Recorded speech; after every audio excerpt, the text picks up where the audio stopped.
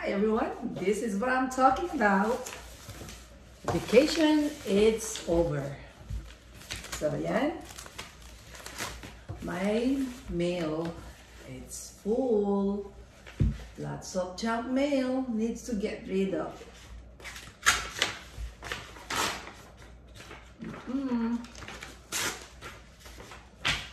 Lots of junk mail. Trash.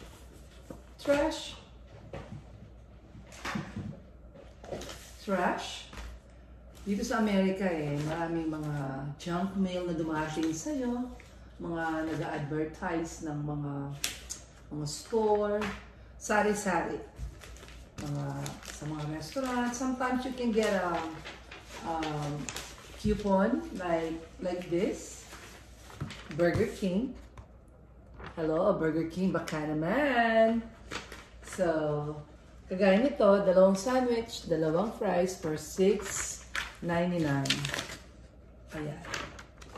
So, minsan kinikip ko, pero hindi man din ako mahilig bumili ng ganyan.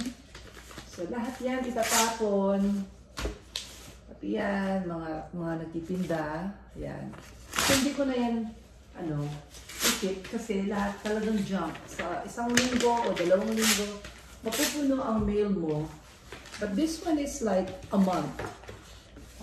One of my friend, kinuha niya ang mga mail ko and then dinadala niya dito. At kung hindi, talagang punong-puno na ang mailbox mo. So, I think vacation is over. Back to my normal routine. Naglinis na rin ako sa aking landscape. Isang buwan lang ako nawala, talagang naging gubat na yung harap. Gaya ng aking mailbox, napuno. So, it takes time for me to get rid of everything kasi yung iba, i-shred. Yung iba, punitin lang at itapon sa basura. So, yun lang.